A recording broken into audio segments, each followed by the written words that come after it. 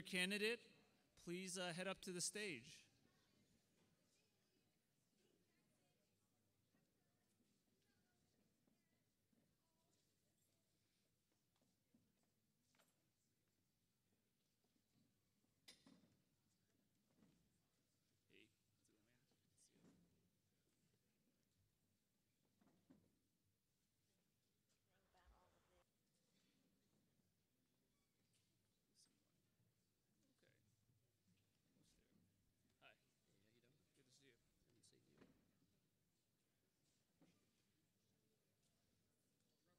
Hey, Robert, you're a straggler. Come on up.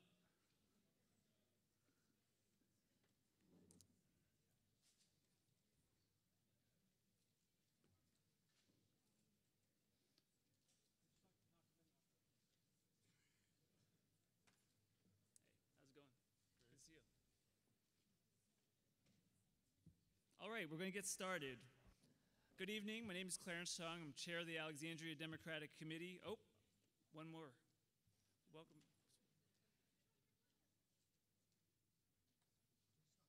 Hey. Hey, buddy. How are you? Thank you for coming out to the ADC's council debate this evening. It's our final debate of the primary season. We are only a week away from Election Day. And for anyone here who hasn't decided who to vote for yet, tonight you will have an opportunity to hear from all 12 of the Democratic candidates about what they stand for and what they plan to do as a member of the Alexandria City Council. As you can see, the number of candidates are numerous and the time is short, so let's jump right in. Our moderator this evening is Michael Pope. Michael Pope is an award-winning author and journalist who's lived in Old Town since 2005. He's reported for NPR, Northern Virginia Magazine, and the Alexandria Gazette Packet. He is the author of 4 books and recently became chairman of Agenda Alexandria. So please join me in welcoming our moderator for this evening, Michael Pope.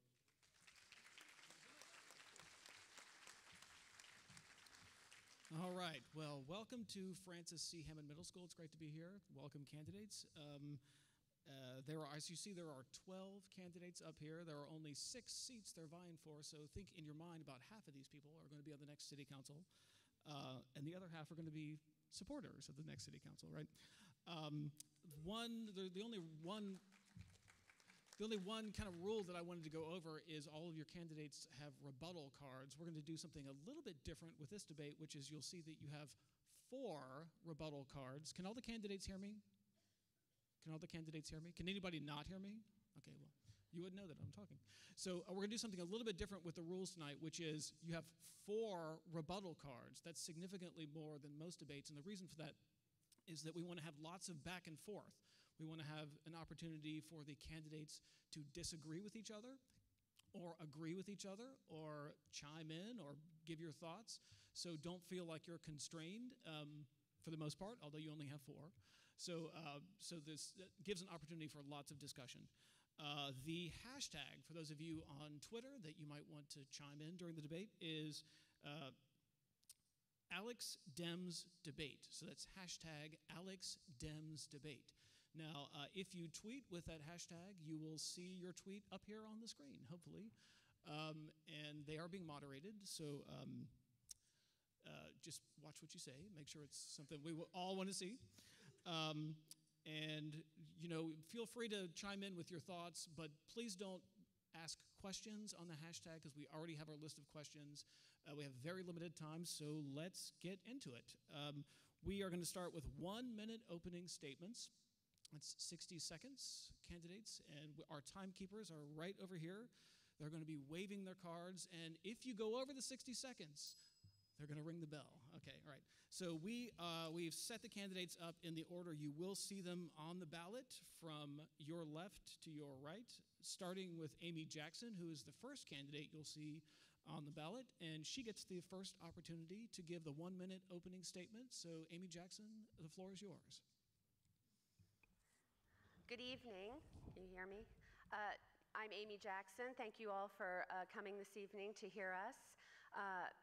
I grew up here. I went to Patrick Henry, Hammond, and T.C. Williams. I'm the only daughter of a single, hardworking, divorced mom raised in Fox Chase, and she now lives in Park Fairfax since we've been here since '81. I am running on the platform of education because I'm an educator, an administrator, and a mom. I have a 6- and 4-year-old, so I believe that we need to look at our education, our pre-K enrollment capacity, and our infrastructure, as well as Landmark Mall and Potomac Yard for our economy, and then our people in our programs, our first responders, our teachers. We all need to figure out a way for affordable housing as well. Thank you. And the next candidate is John Taylor Chapman. Good evening. My name is John Taylor Chapman. I'm a native Alexandrian, 4th generation, and I have had the pleasure of serving as a council member since 2012. My reasoning for continuing to run is because I want to focus on those things that I started out with a passion for. My background is in education, so educating our future generations and improving our workforce is one of those things. Another thing is affordable housing. I grew up in the public housing communities in Alexandria and have worked to be able to own a home. And about 2 years ago, I started a small business and saw firsthand the challenges of starting a small business here in Alexandria. And so I want to focus on improving our commercial tax base, not just with kind of the big fish that everybody likes to talk about, but those homegrown startup businesses that really care and want to invest in our community. And it's really my hope that we have a great dialogue tonight and find your support on June 12th. And the next candidate is Willie Bailey. Thank you. Good evening, everyone. My name's Willie Bailey. I started the first 4 or 5 years of my life in Southern Virginia. I was raised on a farm, outhouse, no running water. Moved here to Alexandria City in the late 60s to public housing, then affordable housing. Then I was able to purchase a home. Served in the U.S. Army for 21 years. I've been a firefighter for 27 years, rising to the rank of battalion chief. I run a nonprofit that serves thousands of kids every year with the supplies they need to go to school and succeed. Some of the issues, and also as a single parent, when I got my last child out of college, I decided to run for city council during the first term because I wanted to give back to a city that did a lot for me. I was a product of the school system, and so were my kids. I am very passionate about workforce housing, making sure our teachers, police officers, firefighters, restaurant workers can afford to live in the city as well. Big on schools, also big on our supporting our older adults. Thank you. Del Pepper. Del Pepper here. Good evening. I hope that you'll enjoy all the chatter here and that the debate will not get too intense with the rebuttals. As I said, I'm Del Pepper and I'm running for re-election. The reason is because I feel that there are projects that I have been working hard on, and they're just on the cusp of maturing and becoming realities. Certainly one of them is affordable housing, which is very near and dear to my heart, and it looks like with dedicated funds we're going to be able to move forward. And the second thing is, of course, the schools. My son, incidentally, graduated from this school, and I served on the PTA at this school. So I know the roadways well. Anyway, the third thing, of course, is Landmark Mall, for heaven's sakes.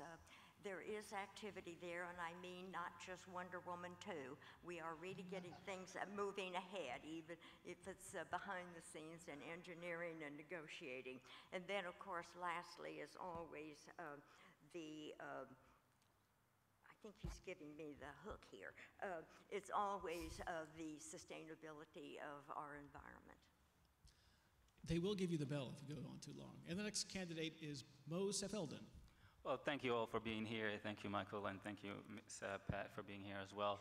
My name is Mo Sefelden. I came to this country about 20 years ago as a refugee, and I didn't speak English at the time. As a teenager, I started working at McDonald's alongside my mom and 3 siblings. It was 5 of us. Actually, people thought we owned the restaurant because there were so many of us.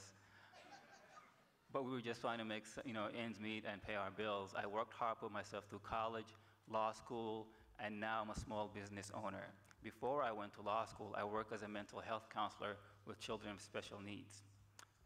My life has been about commitment to service. That's why I mentor children and kids from T.C. Williams. I help small business owners right now from within my practice, and I've worked as a court-appointed attorney, and I've also worked as a consumer protection attorney with legal services. And I'm running to bring meaningful change to Alexandria and make sure that our issues are tackled head-on and not punted down the road like we did with the sewer system. I look forward to answering your questions tonight, and on June 12th, I would like you to go with Mo. Matt Feely. Good evening, ladies and gentlemen. My name is Matt Feely. I'm very glad to be with you tonight. I am someone who cares very, very deeply about urban America, and I love this city, a city called Alexandria that I discovered back in 1978. I'm convinced that Alexandria wants a government that is of the people, for the people, and by the people. And that means that the people of this city have the absolute right to know how and why City Council makes the decisions it makes, to have the right to have their voices heard and acted upon, and to expect that their elected representatives, the City Council members, will always be prepared and will always be willing to work hard for the people's benefit, for the common good.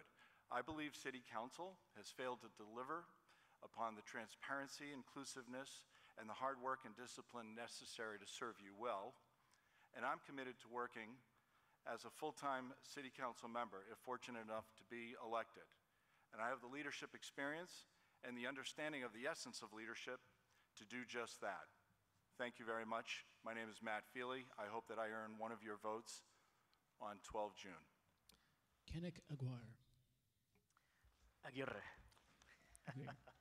So, good evening, say everyone. Say it one more time. I want to make sure I get it. Aguirre. Aguirre, thanks. Yeah. Good evening, everyone. Thank you for being here tonight. I'd like to thank the ADC for putting this together. I'd also like to give thanks to our moderator. I know it can be a tough job sometimes. My name is Canek, C-A-N-E-K. I'm very proud that my entire time here in Alexandria has been one of service. As I've been knocking doors over the past few months, I've had the opportunity to engage with people across the city and listen to the issues that are really impacting us as a community. The thing is, this isn't the first time that I've been out engaging people. When I worked in the school system, I was knocking doors. No, I wasn't running for office then. I was trying to meet people where they are. I was trying to engage them and reconnect them with the school system, and I was trying to connect them with the resources that they needed to succeed in and outside of school. I was building relationships. I did this in every neighborhood across the entire city of Alexandria. In my leadership roles with different boards and commissions, I continue to engage different communities. I've been advocating for affordable housing. I've been working on restorative justice over the last 6 years. I've been pushing for government transparency and accountability. I've been in the trenches for the last 7 years, with some of the most vulnerable communities here in Alexandria, fighting for issues that honestly affect us all. I bring the unique perspective of having worked or advocated in all 3 of my platform areas. Thank you. Dak Hardwick. Good evening, ladies and gentlemen. My name is Dak Hardwick. It's a pleasure to be with you this evening. As a former chair of the Alexandria Democratic Committee, I have a lot of great respect for Clarence Togg and the entire committee for putting this event together. I did this as the chair 6 years ago when we had 14 candidates. I like to tell people that I've been in the city for a decade, and that entire decade has been surrounded by some of the best community leaders in America. One of the things that I ran on at the beginning of this campaign was a plan called the Empower Alexandria Plan, and I have copies of it for you this evening. And the Empower Alexandria Plan is really about the community leaders in this room who are working every day to make our community a great place to live, work, and prosper. As part of that plan, one of my objectives as a city council member is to make sure that those community leaders, those that are getting their hands dirty, those that are digging into the issues of our city, you are empowered to make the community the best possible place it can be. As a partner on city council with you, that's what I want to do. I look forward to the event tonight, look forward to the conversation, and I appreciate everybody coming out. Thank you. Paul Smedberg. Good evening, everyone. My name is Paul Smedberg. I was born and raised in Connecticut and moved to Alexandria after college in Pennsylvania 28 years ago and have been active in the city ever since. And I've had the honor for the past 14 years to serve as a member of the City Council. I have listened to you, I've asked tough questions, and I've really worked to advance the overall good of this city. I have practiced accessible government, promoted sound fiscal policy, and applied a balanced, thoughtful approach to city council proceedings. I'm proud of my record and all that we have accomplished together. And we're going to hear about several issues that are very complex and that the city is going to be dealing with over the next 3 years plus. So I look forward to our conversation tonight. And thank you to the ADC for organizing this event. Elizabeth Bennett Parker. Good evening. My name is Elizabeth Bennett Parker. I was born here in Alexandria, and both of my parents were in the Navy. They instilled in me a sense of service to others and to our community. In particular, my mom would always tell me, if you're not part of the solution, you're part of the problem. I've applied that belief to everything I've done, including starting my own business to fight food waste. I bought fruit from local farmers that would otherwise go to waste, turned it into healthy snacks, and hired women who'd been formerly incarcerated or homeless. I merged my business with a local nonprofit, Together We Bake. We provide job training and personal development for women in need. The issues that face the women in our program affect so many Alexandrians, and yet there's only so much we can do as a small nonprofit. As a small business owner, I've been responsible for making tough decisions to balance a budget. As a nonprofit leader, I've built coalitions and done more with less. I'm running for council for the same reason that I go to work every day, to be a part of the solution and to help empower Alexandrians to succeed and build a good life for their families. Thank you. Robert Ray. Welcome, Alexandria. Robert Ray, lifetime Alexandrian and small business owner. As a former student of architecture at UVA, I want a walkable city with safe intersections and new development with mixed use. Having taught high school, I want to make sure that it's a safe and healthy environment for learning for our kids. And I want to make sure we fund the new schools that are needed. After my last 30 years on the boards of charitable and civic associations, I am running to make our city government more transparent and accountable to our neighborhoods and communities. Chris Hubbard. Welcome. My name is Chris Hubbard. I'm an architect and planner, principal and owner of an architecture planning firm for over 27 years, specializing in walkable, mixed-use, sustainable neighborhoods, as well as transit-oriented development in Arlington.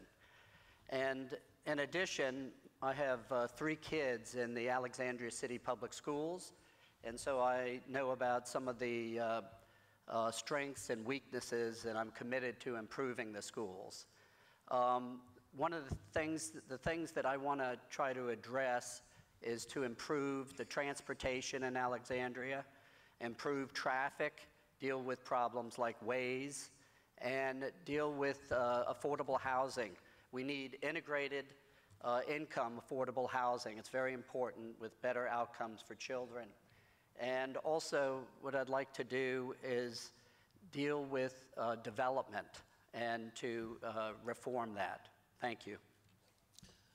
All right, so before we get to the first question, I want to make an addendum to something I said earlier, which is the 6 candidates up here will be on the ballot for November. There are more candidates for City Council, 2 Republicans and 1 independent. So these 6 people that win this primary will be on the ballot in November with 3 other candidates. For our first question, we're going to go stage left to stage right, starting with Mr. Hubbard, ending with Ms. Jackson. So this is the question. You have 1 minute, 60 seconds to answer the question. And it's getting to the issue of growth and development, which those of you who are elected to the City Council will have to deal with. And it's something that people talk a lot about on the campaign trail, which is smart growth. So I want the candidates to give an example of smart growth, something that you feel is forward-looking, an actual example somewhere in the city limits, or really anywhere, an example of smart growth, and then also 1 example of dumb growth. In other words, something that really didn't work, something that was a tragic mistake, something that you would never like to see happen again. 1 example of smart growth, 1 example of dumb growth. Mr. Hubbard, you go first. Yeah, so for the dumb growth, I think the problem is the west end of Alexandria is automobile dependent. And we really need to reform that. We really need to work on, doing mixed use, sustainable development over at Landmark, and try to connect that to the Van Dorn Metro. In terms of smart growth, I mean, I'm on Congress for the New Urbanism charter and accredited member.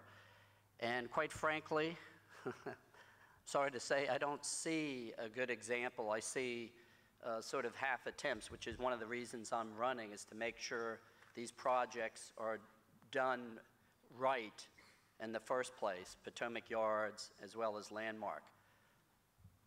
You don't see any example of smart growth in Alexandria? No. Not one. Okay, Mr. Ray, one example of smart growth, one example of dumb growth. I'm going to take the general principle and define what I believe to be smart growth. No examples?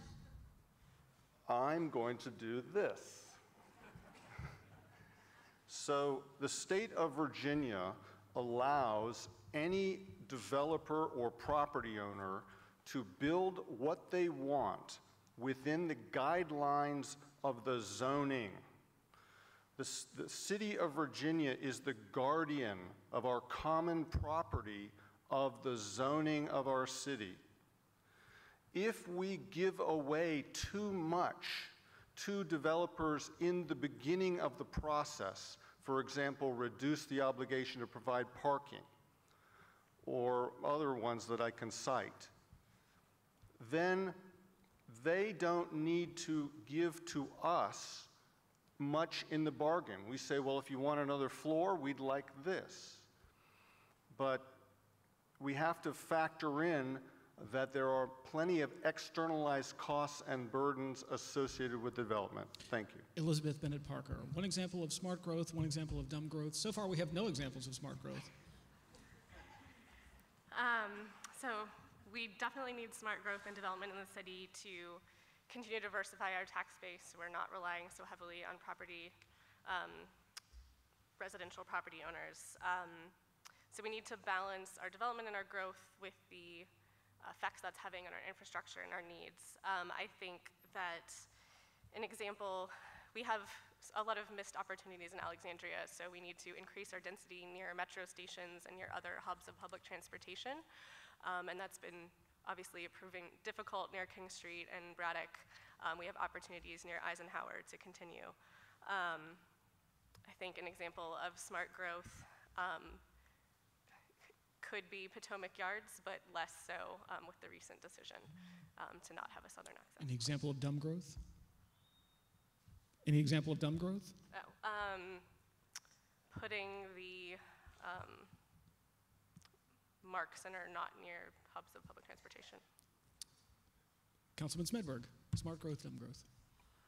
Well, I think there are a number of examples. It may not be smart growth in the terms of a solid urban setting, but I think that we're seeing steps of that in and around our metro stations with the National Science Foundation and other commercial development that's going to be happening down in Eisenhower. We see it happening in living and sort of neighborhood serving development in around Braddock Metro. And in North Old Town, we see a neighborhood serving a new concept for growth and is going to be the center of a neighborhood up there. So I think we really do have to continue to take advantage and look for opportunities to grow our commercial base in and around our metro centers.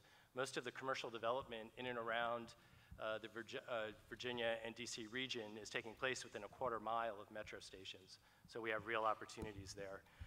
In terms of dumb growth, I think there are probably a lot of examples over the years, dumb growth, dumb architecture. Like what? Any examples? Well, one long ago was that the old Time Life building on Duke and South Washington Street. That was just a terrible, that was designed by committee. So that's one area of it. And I guess, one thing that Elizabeth mentioned was, some of the development that has taken place, out on the West End. Dak Hardwick. Thank you for the question. I think the most glaring example of dumb growth in Alexandria is frankly the building that sits in the shadow of this school, and that's the BRAC building. I don't know of a better example of dumb growth in this city than the BRAC building. The effects of that you can see on Seminary, on Quaker, and in the cut-through traffic that is occurring south of Janney's Lane. In terms of good growth, smart growth, which is defined as quarter mile around our metro stations, a great example is what is happening on Eisenhower.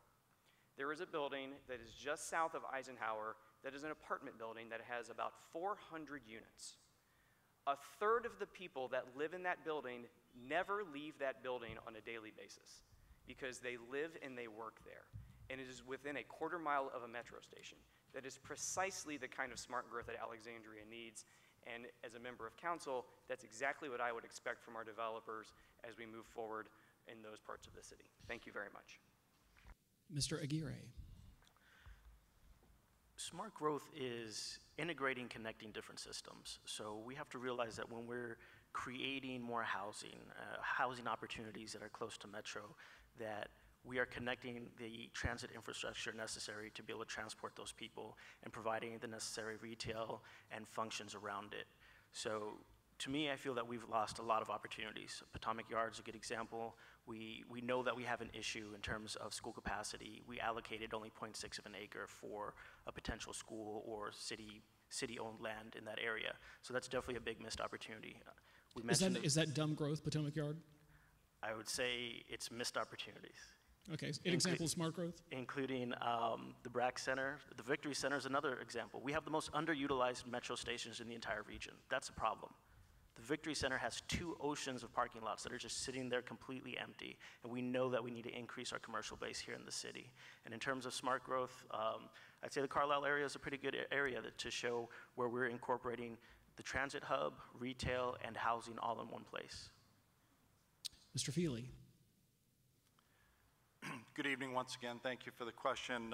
With regards to dumb growth, I mimic what's already been said with regards to the BRAC building. There's absolutely no doubt that is a subpar development. I would also suggest that Potomac Yard, despite the absolutely beautiful buildings, the lovely homes that are there, represents, in essence, something other than smart growth. Yes, I would call it dumb growth, particularly given the fact that we don't have public transit there, and we all know that debacle. With regards to smart growth, I think that both the Braddock Metro area and the Eisenhower Avenue developments represent several elements of smart growth, in as much as, for example, that they are along public transit pathways, and in as much as they allow inhabitants to not only reside there, but to work there and to recreate there. Thank you. Mr. Seifelden. Thank you. I think we're misunderstanding here. When we talk about development, we're not talking about how aesthetically it looks. We talk about whether it accounts for the density that it brings in, for the human services that it will require, for the schools that it will need, and the teachers that we will need as well. So that's what I talk about when I talk about irresponsible development. And that is why I'm the only candidate who has taken a pledge not to take money from developers. So we want to do it the smart way. But I'll entertain the premise of your question, although I disagree with it. I think a good example of bad and good development is the Potomac Yard, the station. We just learned that the southern entrance is not going to be developed or constructed. But people paid for those spaces. We brought in density, but there's nothing to show for it. So that's good and bad as well. I think another bad example is the Pentagon building right by my house on Seminary Road, which is also a disaster and lack transparency. And another ultimate example of dumb development is any development that does not take into account affordable housing. Dale Pepper, smart growth and dumb growth. I chose as smart growth the buildings along Eisenhower Avenue, particularly, of course, Eisenhower East, which is already in place. And I'm very hopeful that Eisenhower West, when it is developed because of the Van Dorn station there, that it will be smart growth. I chose the Carlisle properties and other properties along Eisenhower Avenue because they are close to the Eisenhower Metro and also, of course, King Street, so you get your choice of metros. I chose as the worst possible place, of course there was BRAC and there was the Victory Center for sure, but was Landmark Mall. It was built at a time when the car was king, but times have changed. It is now a bus hub, which helps out, but we really need to build Corridor B and Corridor C, and for that to be a bigger, better, brighter bus hub in the future. Willie Bailey. Smart growth, first of all, I would say Eisenhower Avenue has the potential to have smart growth because of the near Metro. It's up and coming. We have a brand new Wegmans coming in there and a lot of development going on in that area. So we have the potential for that to be a smart growth area. Also, I would say Metro, the Potomac Yard. With the Metro coming there and a lot of development happening there, we have the potential to have smart growth in that area as well. And one of the areas we haven't mentioned, but I believe Landmark has the potential to have a smart growth because we have a say in this because it hasn't started yet. So we're talking about smart growth. Let's put our money where our mouth is. We have a say in this. The dumbest, I would have to agree, I would have to say the BRAC because with traffic and things of that nature, that was probably, I don't want to say dumb. I don't really want to say dumb. I just say not smart. You can say not smart. Not smart, exactly. Thank you. John Taylor Chapman. Smart and not smart. All right.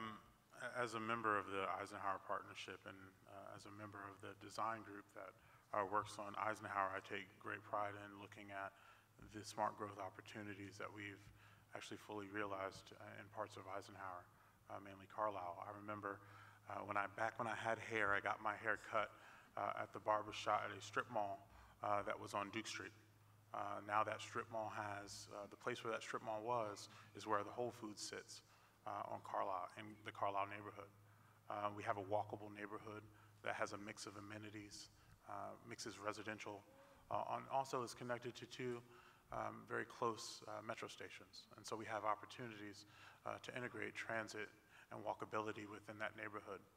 As a number of people have said, we now have opportunities for the future as well because of the smart growth that we've looked to develop there, additional amenities and such. One thing that I have been disappointed about, one area has been Landmark Mall. To see the backward slide of the mall and the area and lack of walkability is an issue. Okay, Amy Jackson, smart growth example and not so smart growth example. Well, you've heard it all. Smart growth, I think great examples are Carlisle. Anywhere where there was mixed use involved, that we could have residents living there as well as businesses operating, livability, walkability in our neighborhoods. Eisenhower, of course, it does have potential, but yes, I echo what Kanik was saying about the Victory Center. That was the first thing that came to mind about this huge building and nothing being in it. It's not being used. So we need to find some other issues, other concerns down there to get it all going. Landmark also, mixed use. We've had a great thing come in with the National Science Foundation. If we can get more people on board like that, like Amazon, Apple, those would be great things, great smart growth, as well as Beauregard King. There's a great development going in there as well. Dumb growth, I'd say, again, Victory Center. Metro stations, Braddock Place Metro, where there was really not a lot of apartment buildings or condos built up there, and Potomac Yard Metro with no southern entrance would be. I want to remind the candidates that you've got 4 rebuttal cards in front of you. I encourage you to use them to have a debate. And we've got our first rebuttal card of the evening by Mr. Hubbard, and the floor is yours. Smart growth is related to a walkable, mixed-use community, but it's a complete mix. And so, for example, Eisenhower is an example made, but it doesn't have a school. It doesn't have an elementary school.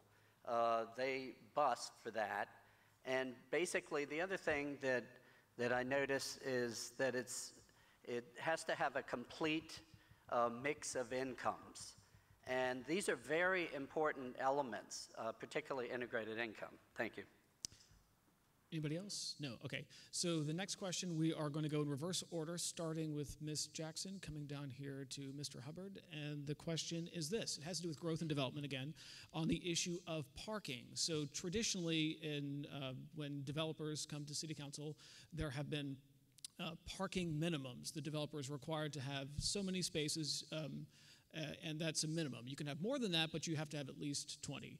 The sort of a newer thing, and it's controversial to some people, is parking maximum. So in other words, the developer comes to the City Council and they says to the developer, you can have 20 spaces, but no more. It's a minimum of 20 spaces. Do you, if you were elected to the City Council, would you be more in favor of the parking minimum approach or the parking maximum approach? Where do you see yourself falling down on that debate? We're going to start with Amy Jackson. 1 minute. Okay. Thank you. I would come down on common sense parking, which means if the development that is coming into play needs the parking spaces, then absolutely we need to figure out a way to get them there, because people in Old Town and Delray, of course, cannot find parking spaces when they're looking for them. And that, of course, then leads into paying for parking and you know, where are you going to park or not shop at the stores at all that you want to go to. The other thing is affordable housing. I know Wesley up on Minokan right now is looking at putting in a wonderful affordable housing unit from the Presbyterian Church there. They don't have enough parking spaces to go with the units that they are requesting. And there's already no parking along that street where school buses and trucks go through there. So again, we need to reevaluate and have some common sense come to the table with the developers. So that sounds like a parking minimum approach, right? Mr. Chapman. Thank you for the question. I think you have to look at the city and the different neighborhoods. I think one approach to the whole city is the wrong way to go. You have places like the landmark Van Dorn area where you have massive surface parking lots that many times are empty or half empty. You have other places like Old Town that struggle to find parking, especially if you're a consumer and you're looking to have a close parking space near your destination. And so we can't look at it just one size fits all. But we do have to further engage the neighborhoods about what is best, further engage not only you as a community, but also the business community as well, because one of the things that, as was noted, we want to ensure that businesses and housing projects that have that opportunity to get started because they're not weighed down by onerous parking. Willie Bailey. Thank you. I would have to agree with Councilman Chapman as it relates to the different parts of the city would probably have to have different regulations. I mean, obviously on the east end of the city, parking is a little more difficult than on the west end. I think we need to hold developers accountable as it relates to parking, i.e. if you're talking about Old Town, we need to make sure we get the developers, we get these cars off the street so the neighbors and the folks that live in that area can park in front of their home. So we need to make sure these developers have enough parking in their location for that. As it relates to the west end of the city, we're looking at, still developing there. So I think we can, later down the line, we'll be able to decide how we can, what type of parking we can put there. Thank you. Del Pepper. There is no such thing as enough parking. You build it and they will come for sure. So I agree with what Mr. Jackson and Mr. Bailey have already said, and I won't repeat that. One of the things we are trying to do is to give a carrot, if you will. We're trying to encourage people to buy things like using a trolley or the dash bus or other public transportation, and we're trying to ease them out of their cars. Ride sharing, of course, and biking. You can, when all else fails, you can always walk, and we're trying to approach it in kind of that way. But the gentlemen are right that each city, I mean, each end of the city is a little bit different. The West End, for the most part, at least at this part, can accommodate a good bit of traffic, although the congestion on Duke Street is outrageous, but and other places in the city. So we are doing the best we can. There are some parking spaces in some buildings that have never been used. They're underground, and there was just no need for it in whatever areas they were in. Okay, sounds like a parking minimum approach. Mr. Seifeldine. Thank you. Well, again, I think I echo that we don't need to isolate these issues. There is no one solution for all. Different parts of the cities have different needs. So we also have to distinguish whether we're talking about commercial or residential parking. But I agree that there isn't enough parking in the city of Alexandria. I mean, I live in the West End. We have a pretty big parking lot right here in Southern Towers where I live, but it still gets pretty packed. So now, you know, you really have to look into the pros and cons of each. So for example, if you have a maximum, say in the Delray area, and then the person that runs the business has the required parking lots, what happens when they have more patrons? Where do they go? They're just going to go inside and drive in where the residents are, and that's going to put more burden on the residents, maybe harm the children, or maybe the resident won't have time as well. So I think you have to have a mixed use of parking as well, and do a little bit better on the transportation side. But we can't really isolate these issues.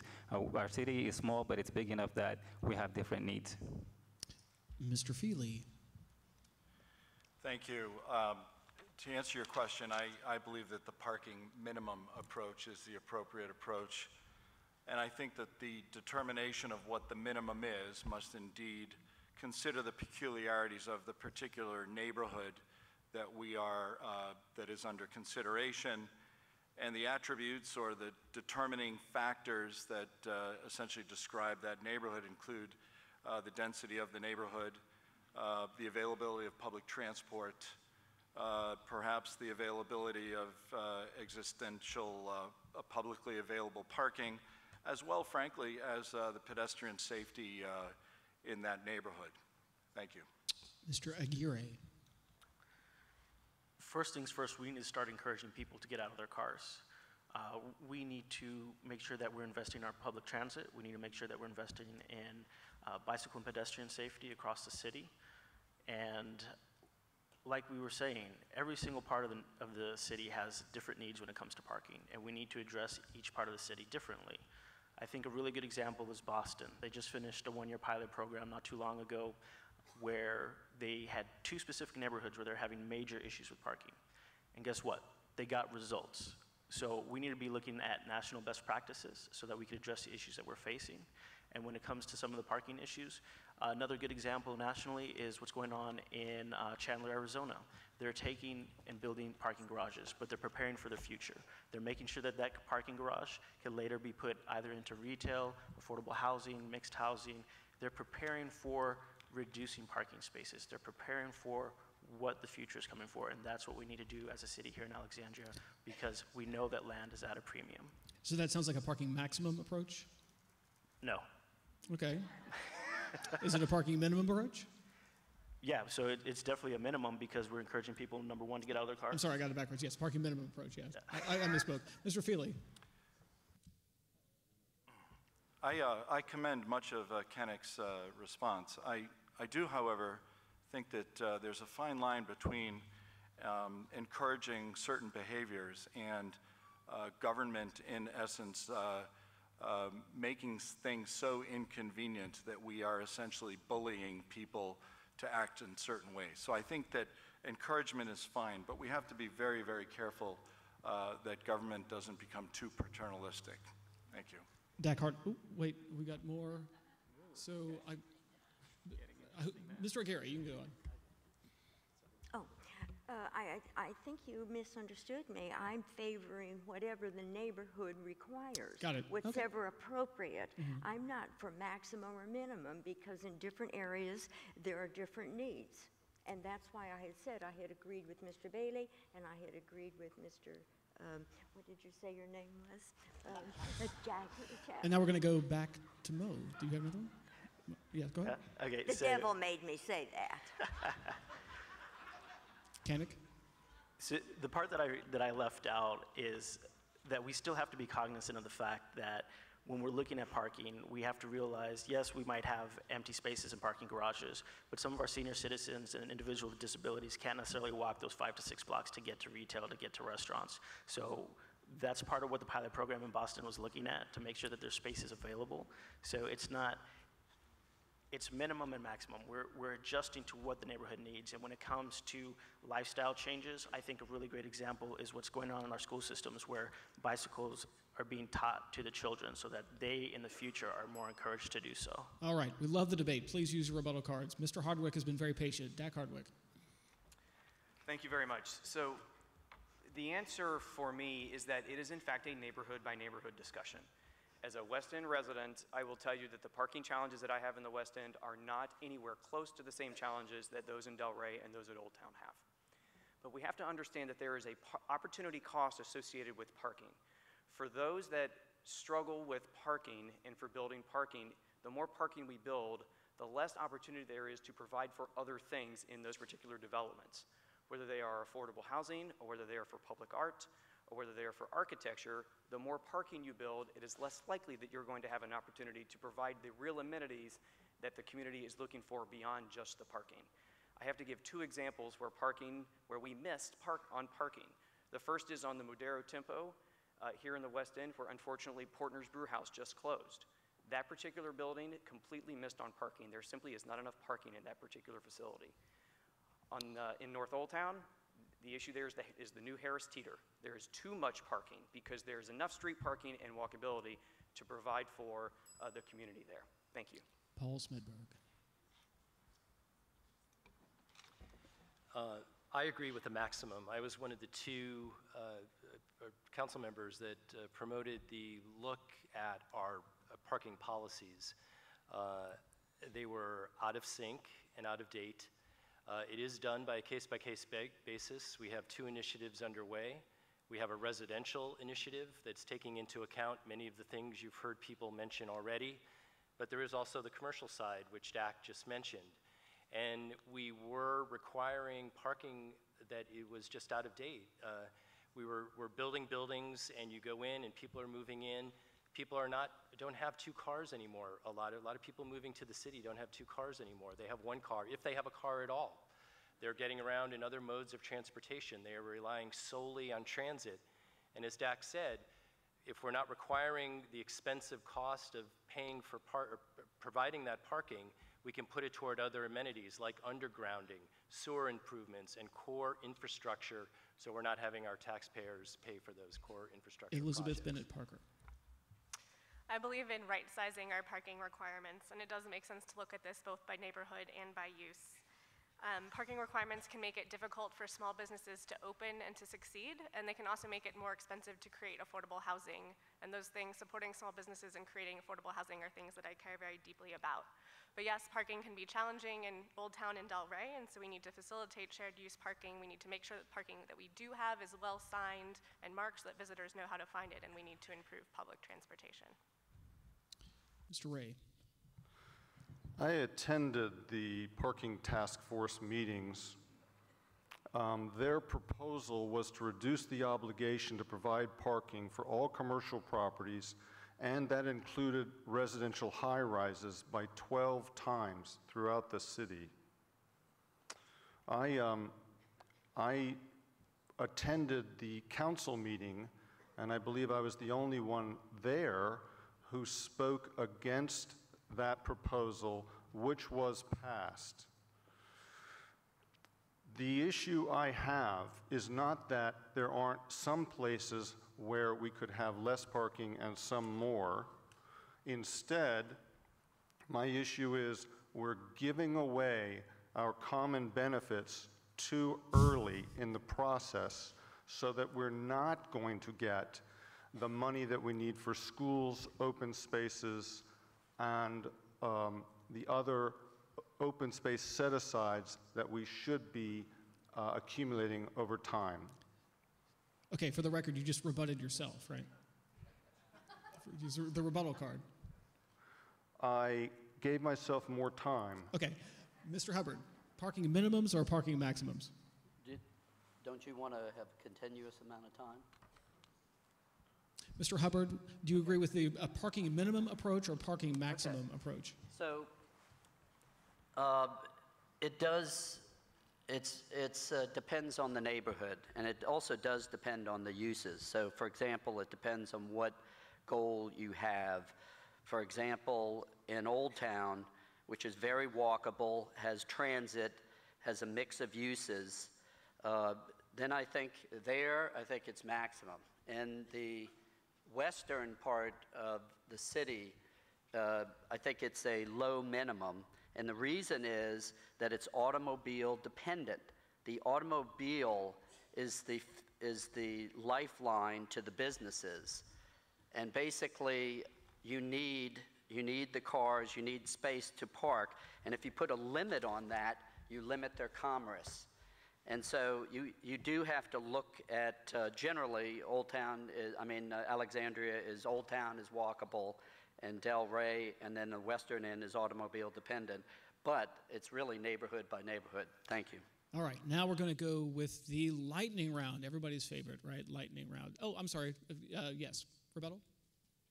Yes, this is with respect to the comment about parking requirements may take away affordable housing. That did not compute with me.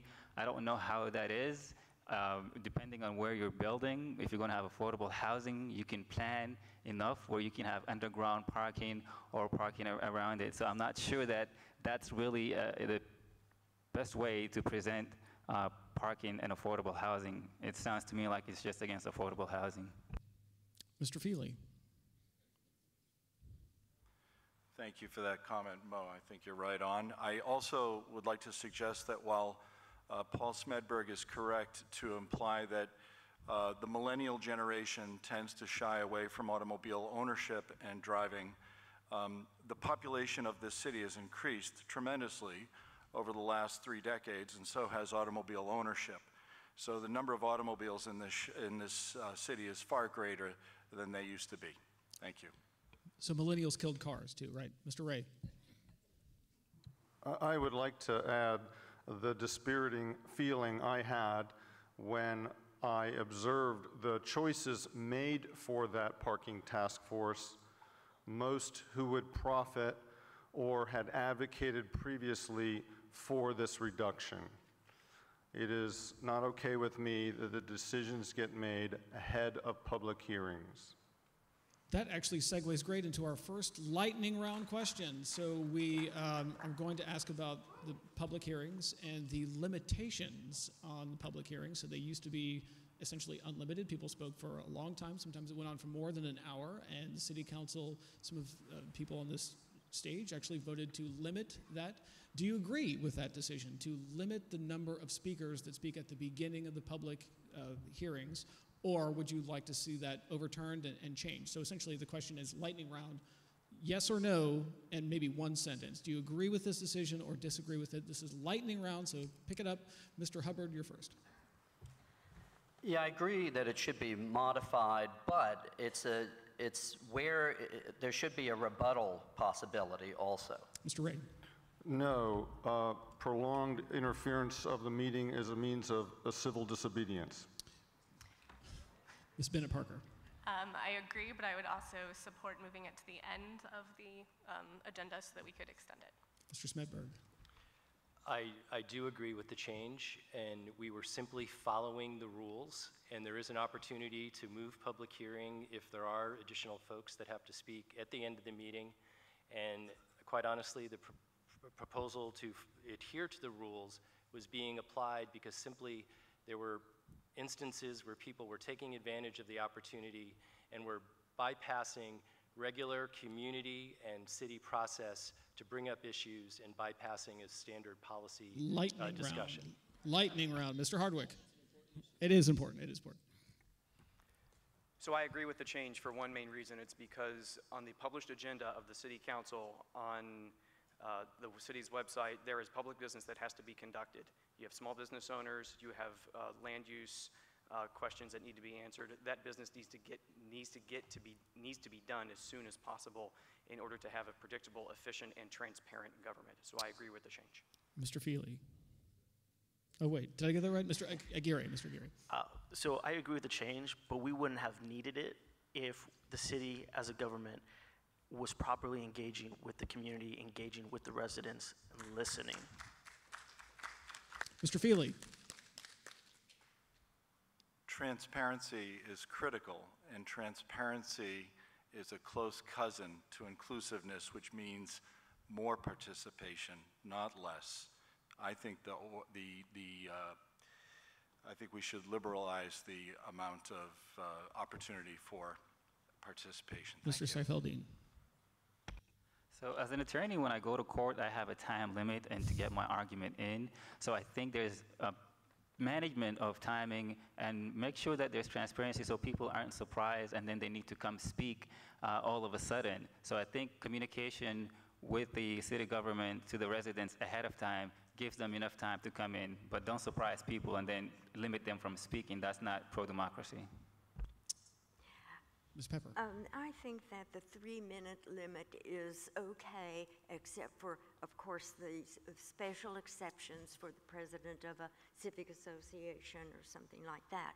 What I don't think I like is limiting the number of people who can speak in the morning. It at least gives everybody a chance. You can't have those who aren't able to squeeze into a certain number, I think it's 15, and then have them come back at the end of a public hearing if you're number 16 or 17.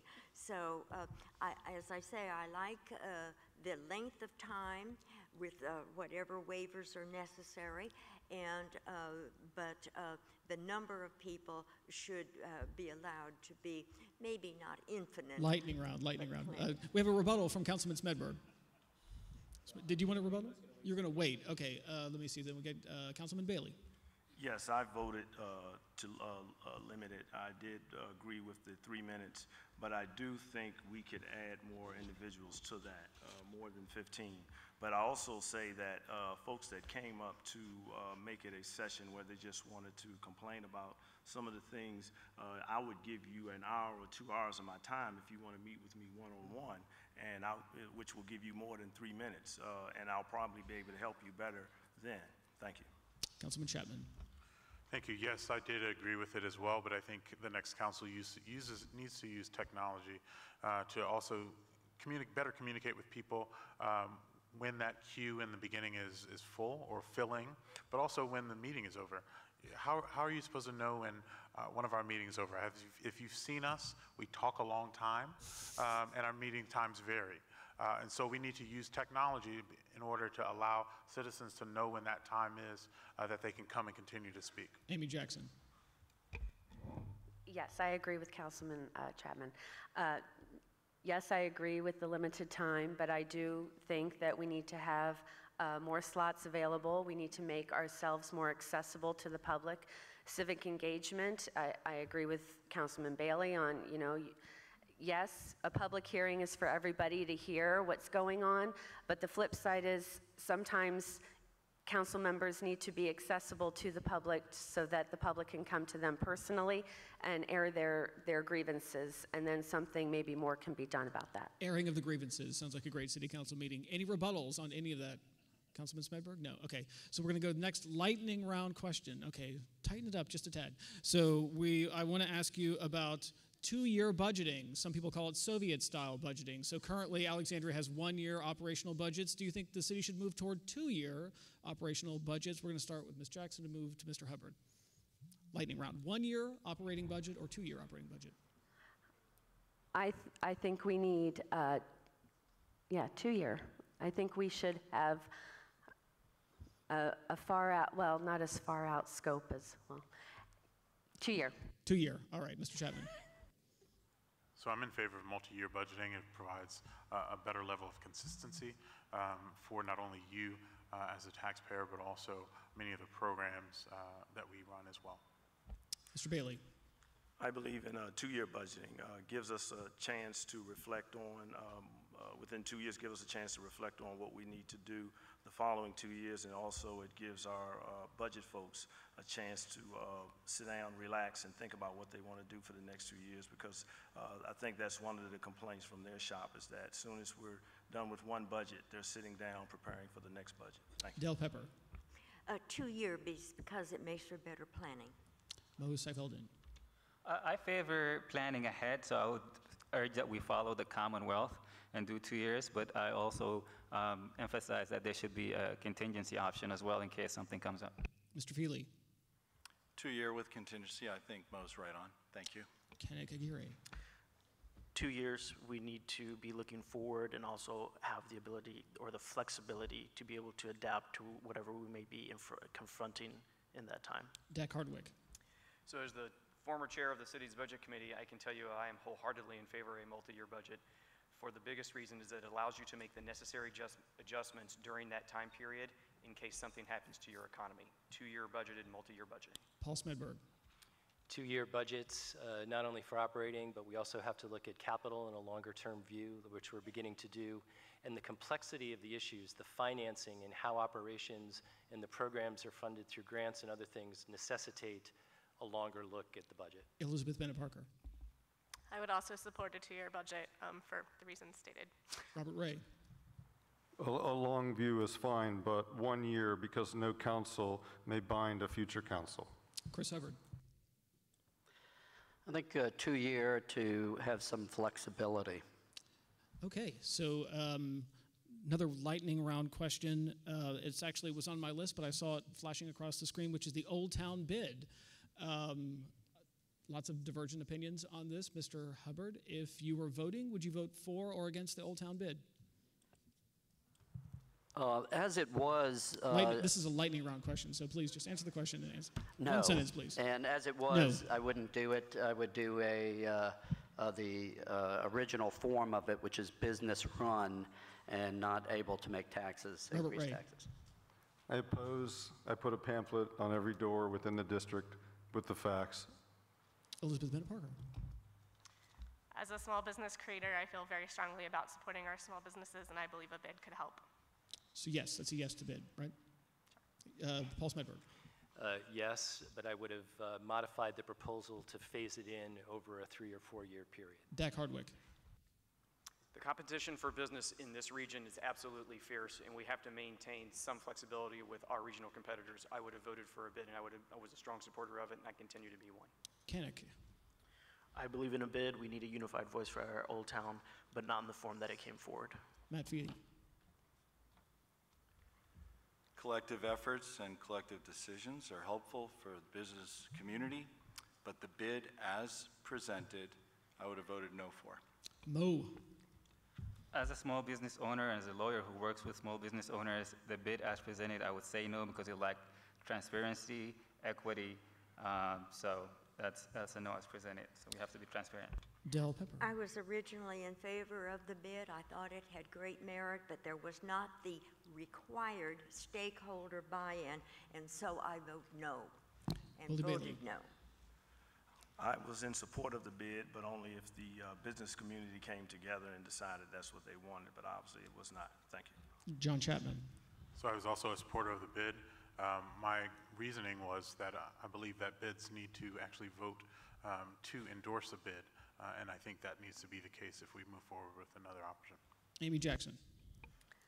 I support the bid, but not the way it was done previously, but it does have merit, and it needs to be re-examined so that our businesses, small businesses especially, can thrive in the future and have stakeholder buy-in. Okay, next lightning round question. That was good with the lightning. I like that. So let's keep it brief. So we're going to start with Ms. Jackson, go over to Mr. Hubbard. Lights at TC. So the football stadium at TC famously does not have lights. People have all kinds of opinions about whether they should have lights, they should not have lights. Amy Jackson, what do you say? Lightning round, yes or no to lights at TC? I went to TC Williams without lights. Yes, I'm in favor of stadium lights. I also think that we need to come to some compromise, formal compromise with the neighborhood that it will impact, and look at adequately giving them some adequate funds for their property. Lightning round. John Chapman. So a small city like ours needs to look at improving its infrastructure to the highest as possible. But we need to make sure we don't do that to the full detriment of communities. So that's a no. I believe in having the lights there at TC Williams. Obviously, as a product of the school system playing sports, it would have been great knowing that we're probably one of the only high schools in the state that does not have lights. And also, I've reached out to the community there and told them, have a seat at the table to give us some options that we can work with so everybody can get something out of this. So is that a yes or a no to lights? Yes. It's a yes to lights, okay. Del Pepper. I reluctantly vote yes for the lights. The lights aren't the only problem, though. It's the sound system. And what I was very much hoping was that they'd come to some sort of a negotiated agreement, which could be a win-win for everyone. Lightning round. And we got a rebuttal from Councilman Chapman. Actually, it's just a clarification because I think you answered the question for me, but that was an incorrect answer. I think what I would want to see, I would want to see the improvement of our facilities. I think it's a bad long-term decision to do otherwise, but we need to ensure that we support our communities that are around our municipal facilities.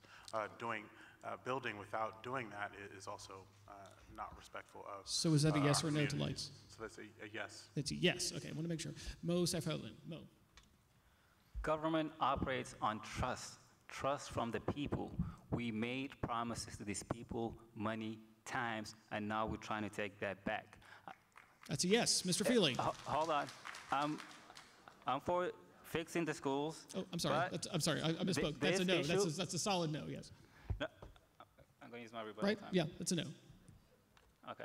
So here's what happens if you approve this. You're going to have some legal issues, and an attorney, I would take the city to task on it. Say you approve TC Williams. You have other high schools here that they are going to want to do the same thing. If you say no to them, then you're going to embark on a constitutional issue, because one of those schools is a religious school. Is Alexandria going to be viewed as anti-religious and violating the First Amendment? There are many legal issues here that we have to take into account, and we're not doing that. And that's why we need people in council that can look at the totality of the circumstances of these issues, not just in an isolated incident. A very solid no. Mr. Feely. I agree. Trust. Another no.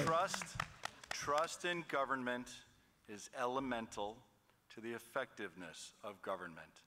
The integrity of government is central to being able to trust government. This city made a promise. It must stand by its promises, period. Kannick. We need to rebuild trust with the community. That's first and foremost. I believe that technology brings us to a point that could help mitigate the brightness of the lights, but we still need to be a responsive neighbor. I would like to see a dedicated line for any type of complaints or violations that may occur. Yes, I support lights with the backing and support of the community. Dak Hardwick. So I'm an unabashed advocate for community youth sports. And our youth that we serve at all income levels need playing fields with lights all over the city. I am a supporter of these TC lights because our youth today need places to play. Paul Smedberg. I think there needs to be a much more robust, sort of respectful discussion with the surrounding neighborhoods before we move forward, but I would be supportive of lights at TC. Elizabeth Bennett Parker. I understand that some changes have already been made with community input and that there are new technologies we can implement to be as least disruptive as possible. Obviously, we need to continue to engage the community and to rebuild that trust, but yes. Yes, okay. Robert Ray. No, I stand with the Woods neighborhood for as long as they oppose the lights. Mr. Hubbard. A solid no. Public approvals are not made to be broken. Okay, anybody want to use a rebuttal card? No, all right. If not, then we're going to go on to so we're done with the lightning round. So that doesn't mean you can go on and on. We still have the 1 minute time limit. So our next question is about the topic of immigration. So at a previous forum, the candidates were asked about their opinion about the relationship between ICE, the federal immigration officials, and the local jail. You held up your cards. We all know what your positions are on that. I was actually interested in asking you if you could elaborate that. And then also the other jail in the city that is less talked about, which is the juvenile detention facility. There is a contract between the federal government to detain unoccupied or unaccompanied minors. And so I'd like to give the candidates an opportunity. We'll start with Mr. Hubbard and go down to Ms. Jackson. What your thoughts are on the relationship these contracts the adult detention facility has and the juvenile detention facility has. Should they keep these contracts with the federal government or look at them again and perhaps renegotiate them? Mr. Hubbard? Well, to the original question about removal of ICE is that I would not do that in respect for the law, and the federal government has promised to deal with this issue. But I think we need to be paused in how we respond to it in the short term. But I think we have to obey the law that we have until the federal government can actually do what they're supposed to do, which is to come up with a new immigration policy. So does that keep the contracts? No. It's get rid of the contracts. Right. Okay, Mr. Ray. I wrote a letter to the editor on this subject asking that the sheriff request from ICE judicial warrants, not administrative ones. The difference is an administrative one is associated with just the lowest officer, brand new to the company, sends a little email, I would like this. A judicial warrant has to pass by a judge and has to be processed by someone with experience. The problem is that in the state of affairs we have now, people who are legitimately here are being held without due process and without habeas corpus, and then being turned out on the streets later without explanation. That is an unacceptable state of affairs for an inclusive city. Elizabeth Bennett Parker. Yes, we should look into ending both of these contracts. The city should honor only judicial arrest warrants from ICE rather than administrative warrants. We should terminate our agreement like Fairfax has. We should not be holding people 2 days past the release date. It keeps families apart. It causes people to lose their jobs. Additionally, there's more we can do on the community criminal justice front. We can continue to evaluate and expand restorative justice within our schools, and we can retool the Community Criminal Justice Board on which I serve to be more effective. Paul Smidberg. I personally think we need to leave it to the professionals and the people responsible for these activities, particularly as it relates to the federal side of things in ICE. So I have to rely, I'm not familiar with all the details of this, but I have to rely on our Sheriff's Department and other officials to make sure that we have a policy that is respectful. Personally, I think what's happening at the national level and on the state level across the country is abhorrent. But the juvenile center issue is a separate one, and I think we've already started the process of reviewing that contract, and I think that we need significant changes when it comes to our juvenile detention center, if not outright looking at closing that facility. Closing the facility. Is that what you just said? Closing the facility? Well, closing the operation of that particular aspect and where it's located, and it needs ending the whole contract review, with the federal review government. of that center needs to, well, it is underway. Dak Hardwick. So on the juvenile center, obviously, we need to take a look at where we are because what's happening there is not something I think this community would support, certainly not something that I support. On the ICE with our sheriff, one of the biggest challenges that we have, this issue is actually very complicated because of the location of the Eastern District of Virginia Court, which is right next to it. So we still hold federal prisoners because of access to the Eastern District of Virginia. We want to make sure that we maintain that access because we move federal prisoners from the jail, which we hold for the federal government, to the court so they can have timely due process when they are going through the criminal justice system. If we choose to end the agreement with ICE for those that are being held, unfortunately, the next location for those individuals is in Farmville, Virginia. And to me, I would rather keep those particular individuals close to their family and friends rather than moving them 3 and 4 hours away than, and keeping them here. Thank you. Kenneth Aguirre. When you serve your sentence, you're released afterwards. That's what needs to happen. Keeping people 48 hours past their sentence, no.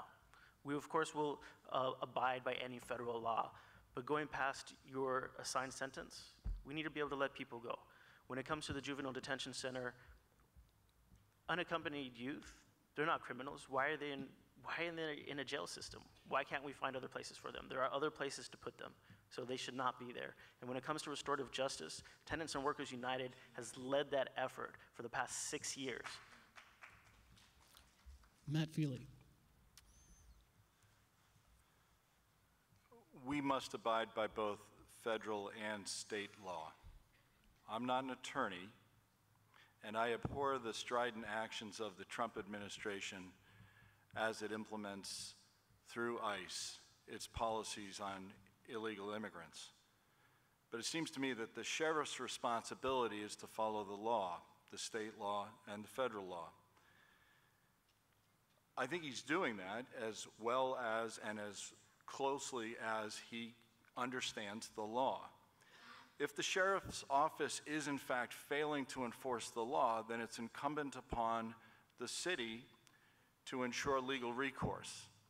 If the law itself is suggesting injustice, then we as a city must do our best to pursue changes of the law through legislative process. Thank you. Any thoughts on the juvenile detention facility? Mr. Feely? Thoughts on the juvenile detention facility, the contract with the federal government? I literally cannot hear you. Could you please say that? The juvenile detention facility, there's a contract with the federal government. Should that agreement end? It was a two-part question. One of them was about the adult detention facility. The other was about the juvenile detention facility.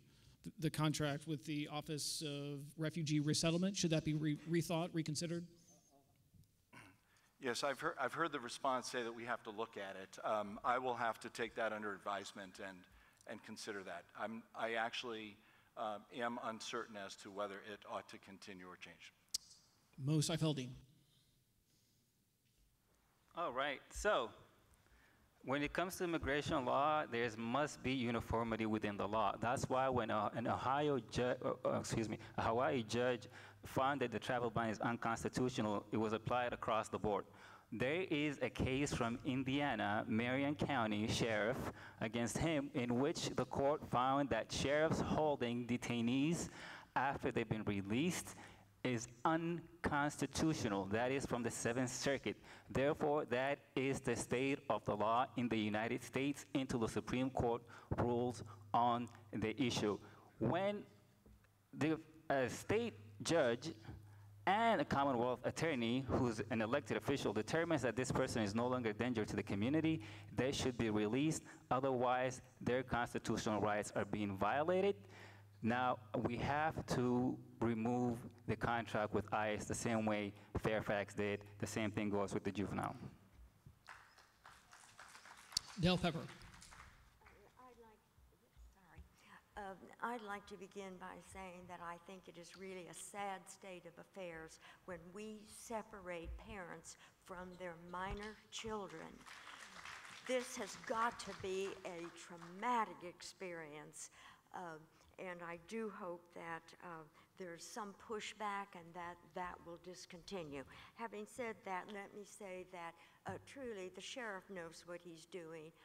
He acts in a very professional way and requires only what is legally required of him. In other words, he's following the law, but he's not turning people over without any kind of proof that they have to be moved forward. The sheriff likes to keep them partly because what he knows is that they will just go to Farmville, which is 3 hours away, and that separates families and friends and whatever support they have, and separates who's ever in the jail from this support system. And the juvenile that's detention important. facility, Del Pepper, Del Pepper, the juvenile detention facility, the relationship with the federal government. Councilwoman Pepper, I'm asking you if you would. Oh, did you want me to count on that? Oh, No, great. on the juvenile love detention to do facility. that. One of the things that we have all been concerned about is that maybe we had some of these children who have walked across the border or another way being detained here because there's no place else for them. And the answer to that question was, we don't have children from the border. This is the answer we got. And what they are from are other place in the eastern part of the United States. I have no idea what that answer is. Del Pepper, the question was, should the relationship with the contract with the federal government be maintained at the juvenile detention facility? If there's no other choice, I guess we'll have to. Otherwise, we should not. All right, Councilman Bailey. I think we need to rely on the professionals that will make sure, and I will make sure they're doing the right thing. I've been in contact with the sheriffs about this issue and will continue to speak with them. As it relates to the juvenile detention center, I feel that should be dissolved. But we also have to make sure we have a place for these kids to go. These children are all children of God, and we need to do what's right by them. Thank you. So is that rethink the contracts? Excuse me? Is that keep the contracts or get rid of them? Keep the contract. Keep the contracts, okay. Councilman Chapman. So for the juvenile detention center, I think one of the things we've been looking at as a council is kind of best practices around juvenile law enforcement. Having a detention center is no longer the best practice. I think what we are looking at is looking at smaller communities where smaller sites where things can be done to help our students and help our kids get back on the right track. Our detention center and some of the contracts they have are being looked at, particularly the one that's is discussed in this question, so that we can make sure we are not complicit in some of the overreach that is going on. And I'll continue that same thought as it relates to ICE. We don't want to be complicit in supporting any overreach that is against our constitutional rights and those of others. So that's a no to the contracts, right? Say again?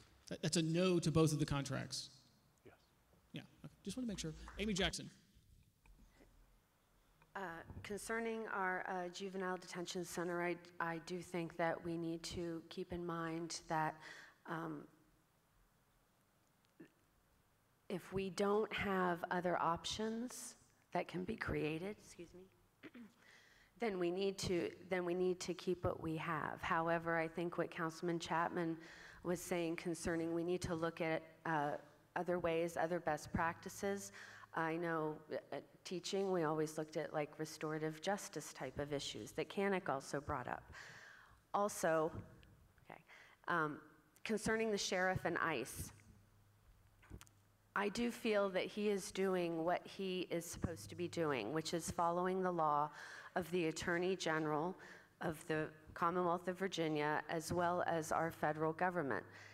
When he is told to do otherwise, which is not really a city council decision, then I'm sure he will. But right now, it's the sheriff's department that has to be relied upon for that. And we have a rebuttal from Robert Ray. I just want to be clear that I've never advocated any breach of the law or our relationship with the federal government. The city attorney opined that the judicial warrant would be a reasonable thing for the sheriff to do within the law. On the other hand, I want to make clear that I'm extremely empathetic with the sheriff because he is caught in the same rift of and turmoil that we all are. Okay, so we're going to move on to our next question, which is a 1-minute response. And we're going to start with, at the far end, with Amy Jackson, move forward this way for Chris Hubbard. So I want the candidates to think about, if you're elected and you go to and you serve a term on city council, what is the one thing you're definitely going to accomplish in your term? And if you don't accomplish it, the voters should kick you out of office because you haven't accomplished it. Name one thing you actually plan on accomplishing in the next 3 years. Amy Jackson. Is this a lightning round? No, Okay, no, you got a good. whole minute right. to answer this question. So, well, I want to accomplish more than one thing. So I'll say education, landmark, and traffic. Those are 3 biggies right there. When you say education, what is the actual accomplishment? All right, education. I'll pick education. So what do you want to accomplish? Okay, so, well, for education, we need to look at pre-K funding, especially, as well as our capacity issues, as well as our infrastructure issues. Just walking around this building, I went to school in this building. I am so disappointed walking through this building, the things that need to be accomplished, that there was no money because city council didn't give the resources to school board when they should have. So we really need to look at that. The achievement gap does not start later on in high school, in middle school for these kids. It starts as soon as they hit kindergarten, and the kindergarten teachers can see it. We need to get those programs rolling in our schools. We need to allocate the funds to school board to do it. Thank you. All right, so funding for Francis Hammond Middle School. If that doesn't happen, the voters should kick out Amy Jackson, right? Councilman Chapman. I think the one thing, it's hard to pin down one thing, but I would say one thing is growing our commercial tax base. I think one of the things that I worry about when I'm going down Old Town, when I'm walking around our community, is seeing empty spaces. We talk about new development and bringing that in, but why do that when you have empty spaces? And so we need to really look at creative opportunities to really bring business in, or frankly grow it from where we are. We have a number of young entrepreneurs in our city that need that support, need that guidance to be able to afford space here and grow their businesses here. So that is going to be one of my big focuses this next 3 years. Because we talk about resources for schools. We don't have that if we don't grow our tax base. We talk about affordable housing. We don't grow that if we don't have the funding to do so. Everybody here, I think, on this stage knows that the economic tax base of us, of Alexandria, has a long history of being prosperous, and we need to bring that back. Willie Bailey. Yes, I would say workforce housing would be my big issue, because we, in the year 2000, we had 18,000 workforce housing units. Fast forward 18 years later, we have less than 2,000. We have 2,400 employees in the city of Alexandria. Approximately 10% of them can afford to live in the city. I just do not think it's fair that our teachers, police officers, firefighters, restaurant workers, general employees can't live in the city they work in. We can talk about schools, roads, development, and all that, but if the folks can't live here, that might not matter to them. So I think we need to, I will be concentrating on that. I believe there's a dire need for workforce housing in the city, and people just can't afford to live here. When I say workforce housing, I'm not talking about public housing. I'm talking about that $40,000 to $70,000, $75,000 salary range. And we have a few churches that have stepped up to assist us with this, but we need to do more as a city. How many workforce units can you think you can accomplish in the next 3 years? Mr. Bailey. Yeah, Councilman Bailey, so you just said workforce housing is the one issue that you'd like to accomplish in the next 3 years. If not, the voters could kick you out. How many units would you like to add in the next 3 years? Well, according to the Housing Master Plan, we should be adding approximately 200 units a year. But right now, we're only averaging about 50 or 60 units a year. So we're not even keeping up with something we voted on a few years ago. Del Pepper. Okay. Not surprisingly, it's Landmark Mall. I see negotiations going on behind the scenes between Howard Hughes that of course, owns it. I see negotiations, as I say, as well as people coming to realize that this could be an economic engine for us for sure. And I remember when there was the first announcement, what is now like almost a decade ago, and everybody up and down who owned businesses came into the city because they wanted to know, should we be developing too? And then Landmark Mall didn't develop. And we have to really, I guess, put a fire under them. We need, one of the things that would be very helpful would be is if we could get Corridor C developed. That is to say, get a bus rapid transit that would take people from the Van Dorn all the way up. Let's remember, as I said earlier, it is a bus hub and could bring people there. I think there's great hope. Mo Seifeldine. And I'm giving only 3 years to do that, you say. So in 3 years, you want to see Corridor C, the transit corridor, finished. Is that what you're saying? Something like that. Okay, Mo Seifeldine. So the positive of having an analytical, independent mind on council is I take issue with the premise of the question because that question depends on so many various factors that I don't have the time to go into right now. It will depend on the council itself, who's in there, what they're willing to do. So it's a difficult question to answer with how you framed it. But if I were to entertain it, for now, I'll say we need to do more in bringing in economic development. Right now, Alexandria is spending roughly about $750,000 in economic development.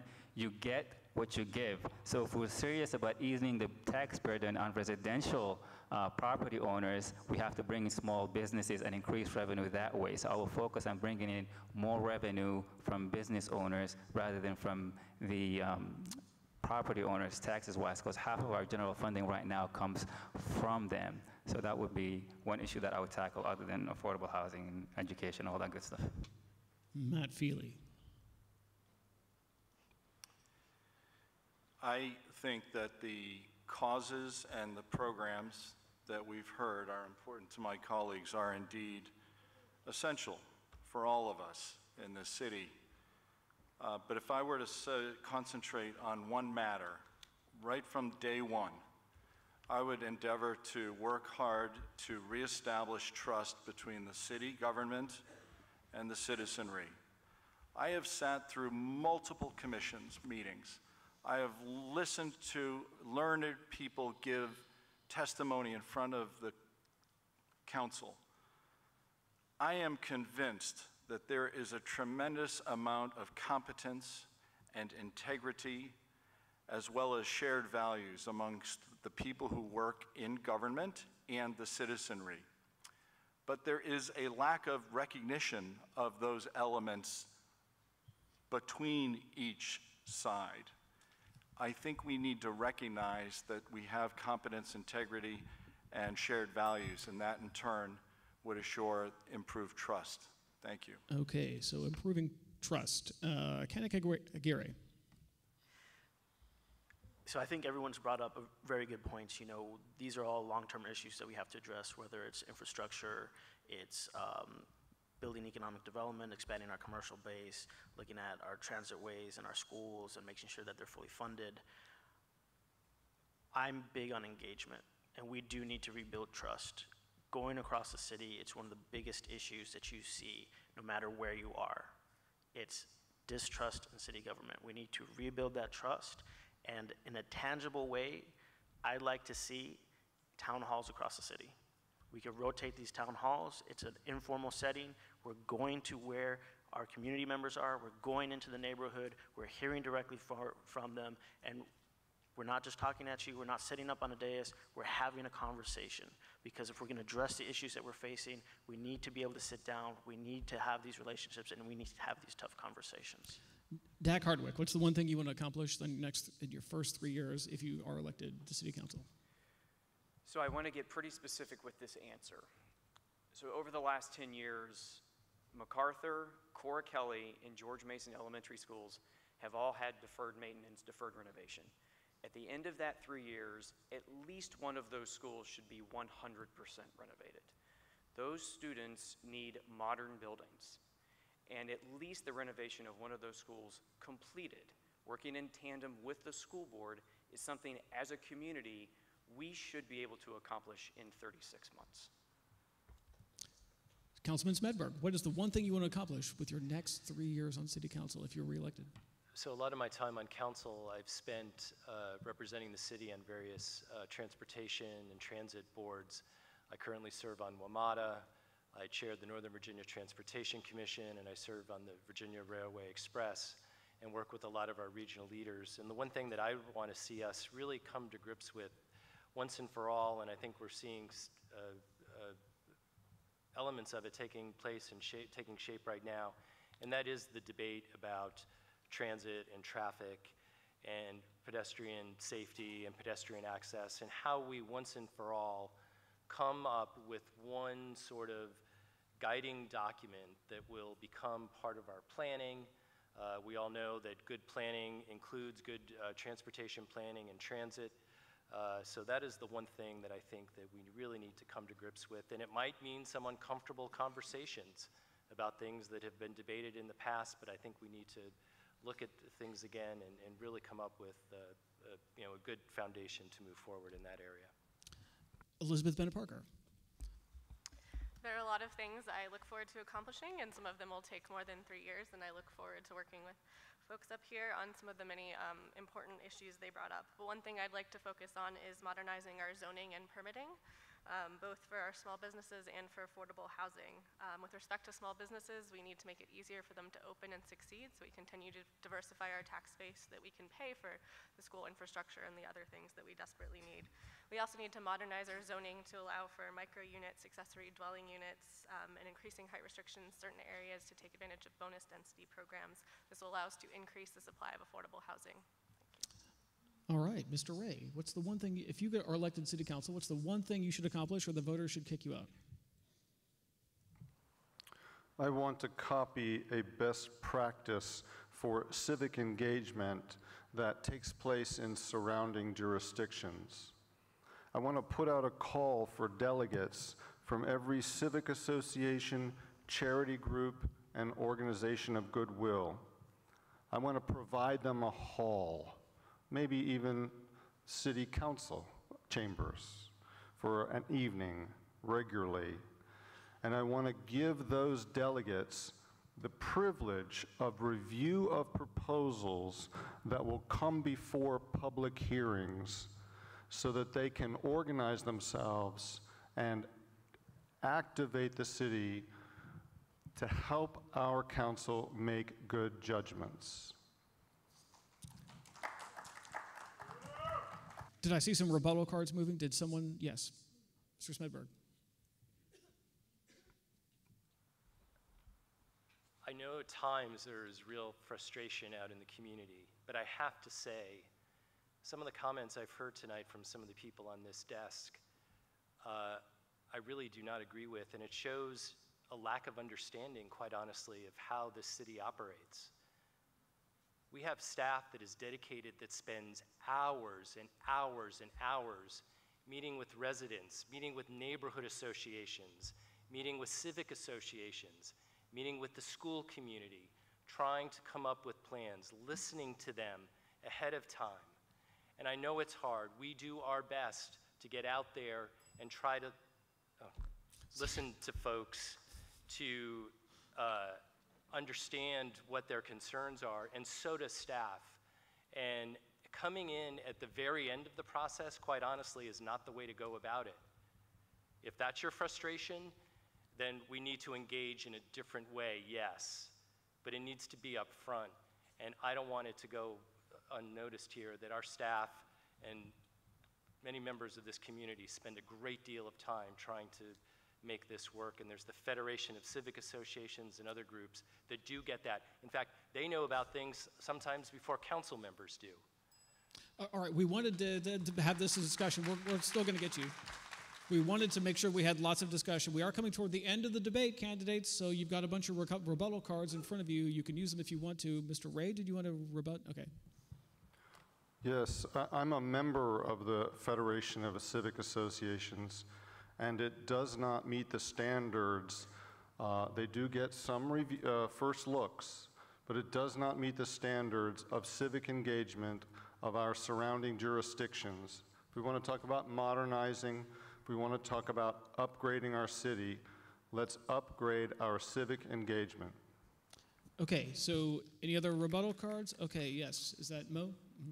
Yes, so I don't think anyone here is demeaning city staff or their ability to do their work. We all realize that they're experts and no one is saying anything negative about them. The frustration from what I've heard and been knocking on doors since January is with the transparency of council itself, and that sometimes maybe the information is not getting to the citizen at the right time. That's why there's that frustration. So no one is saying anything about the sheriff, the police, or staff, or any of them. They do the best they can, but city council members should at least be able to ask a follow-up question so the citizens understand their concerns. Okay, we still have one last candidate here, Chris Hubbard. So if elected to city council, you'd just be your first 3 years. What's the one thing you are definitely going to accomplish, and if you don't do it, the voters should kick you out of office? I want to reduce vehicle trips per day in the city. And the traffic and transportation, traffic is a health, safety, and welfare issue. It's a top issue, and I think we need to address it. More vehicle trips per day increases air, water, and noise pollution, and it is bad for your health, bad for the environment, but also bad for the treasured historic buildings because it creates acid rain, which degenerates the mortar between the bricks. And we also have, in combination with that traffic, we have a combination of Waze coming in, and Waze is putting cars down narrow residential streets, and we've already had property damage, significant property damage, particularly between Janney's Lane and Duke Street, and as well as injuries. And this is something first priority. Thank you. Is there a rebuttal card? Mo, yes. Go ahead. So back to staff. The issue here also we have to take into consideration that some of our staff are some of the lowest paid in the region. So that creates frustration, they're overwhelmed, they're stressed. So the issue again is not staff. If you want to help staff out, do a better job, make sure that you're paying them enough, make sure that the departments are getting the money that they need. I was fortunate enough to speak with Dr. Herring from the health department, and I said, Dr. Herring, how can I help you if I become a city council member? He said, Mo, they've cut my funding in the past 5 years. How are they supposed to perform their services, such a vital services, and their funding being cut? So let's do a better job there and not take staff down by just saying they do a great job. Provide resources for them so they can do a great job. Yes, Mr. Bailey. Yes, Councilman Bailey. Thank you. I'd have to disagree with the candidate up here as it relates to that. We're doing the best we can. It's easy to sit up here and say you're going to do this and you're going to do that, but you have to, once you get on council, you have to get a consensus. You have to get 4 votes to make things happen. So when you sit back and your glass is half empty, there's probably not a lot that's going to get done. If your glass is half full, you're going to get some things done. We're fighting. We're working with public safety, making sure our police, fire, and sheriffs are getting paid commensurate to what everybody else is making in the Northern Virginia, the metropolitan area. They're getting there, though. I got the floor. Can I reclaim my time? Can I reclaim my time? Facts matter. Can I reclaim my time? Go ahead and finish. I apologize. Okay. Yeah, you say facts matter. Facts are that we have put money in the budget to take care of our public safety. You get on council, you raise the taxes to make sure everybody is paid the way you feel they should be paid. Okay? We're working, we're doing everything we can with the budget that we have to take care of our employees. Councilman Smith. So it's easy to sit back and say you're going to do this and do that, when if you're not, you have to be sitting on the dais, get some consensus. What you can do is acknowledge facts and tell the truth. That's what you should do as a council member. Mo, you might want to turn your microphone on. I'm not talking about whether you have the money or you're not doing it. I'm saying that we need to do better. And when you come here, you should speak facts, because facts do matter. Facts are that we put money in the budget to make sure our police officers, our public safety personnel. That, sir. All right. Well, you're not. Can I reclaim my time? You said your time has expired. I'm going to hand the floor. I'm going to hand the floor over to Councilman Smedberg, who's been waiting patiently to add to this discussion. Councilman Smedberg. Thank you, Mr. Pope. Well, Mr. Selfadine, if facts matter, you should know then that the state or the health department is funded by the state. Yes. And that no, it isn't. Can you turn your microphone on? The health department Can you turn your microphone on? $50,000 from Alexandria, and I know it's a state agency. Thank you very much. Councilman Correct. Chapman. The state has not funded us properly in a number of ways. Not only the health department, Well, wait a minute. schools. Wait a minute. I'm still on my 30 seconds, I think. You're absolutely right. My apologies. I think we've abandoned that. It's just. Before you suppose or presume something, tell me where it's. Can you turn your microphone on? Nobody can hear you. Well, you can't attack me with fake facts. All right. So we're gonna put So this. Michael, why? Give me just 10 seconds. 10 it's a seconds. state agency. The state doesn't fund the health department. We step in, not only in the health department, but with the Commonwealth's attorney and the sheriff's department and everything else, because the state does not, and those are the things we're balancing. Yes. So get your facts straight. Okay, that is a fact. That's what Okay. So we are now going to move into closing statements. We're going to start with Mr. Hubbard and go this way to Ms. Amy Jackson. So I want you to, instead of just giving your normal closing statements, rip it up and throw it in the garbage can. I want you to talk about what you've learned this evening. Talk about something that you've learned that you did not know walking up onto the stage, that you've learned from the discussion and the debate this evening. Mr. Hubbard, we're going to start with you. You have 1 minute closing statements. We're going to go down the aisle here.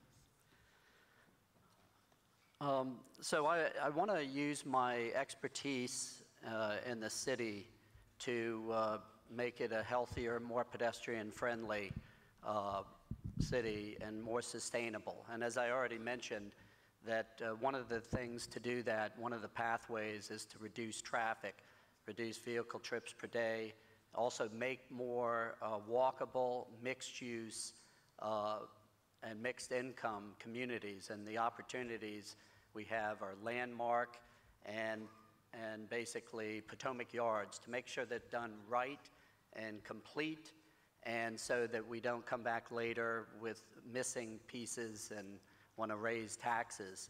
And I think this is very important for the tax revenue and also for transportation, is to try to get walkability into the city.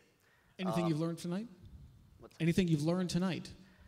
I think the civility debate and the trust is a very important issue, and I think we've seen it on the Potomac Yards recently as the council got themselves into a situation where they were misleading the residents, and as a licensed architect, if I were to do that to my client, I would lose my license. We're on 1 minute for the closing statements. We're on the timekeepers. We're on 1 minute for the closing statements, right? So, Mr. Ray, 1 minute. Something you've learned this evening. Anything you've learned this evening. Sir, I worked hard on this. I've got something to say. So along with many other Alexandrians over the last 30 years, I've spoken before City Council and its commissions, committees, and task forces. I can tell you that our city needs to be more encouraging to those who are willing to give of their time and energy to organize around their concerns and propose improvements to the city. To make this city work better, I want to bring to Alexandria the best practices from surrounding jurisdictions. For example, direct public access to the manager's data.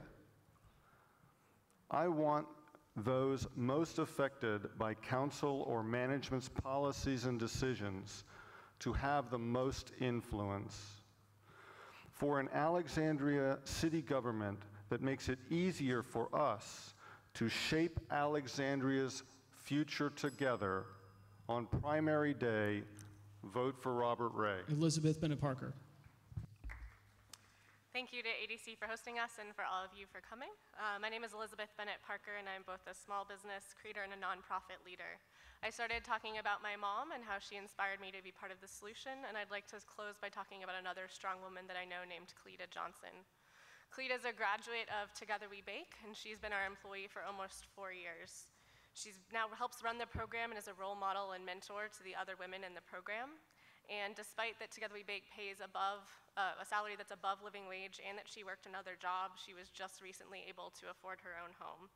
She made too much to qualify for low-income housing and not enough to qualify for, or to be able to afford market rate rents. And it's an issue for our community that it took her this long to be able to do that. And so I am running because of her, because she inspires me every day, and because of the many other Alexandrians whose voices aren't always heard by the city. Anything you've learned this evening? I've learned which other candidates share the same views that I do. Councilman Smedberg.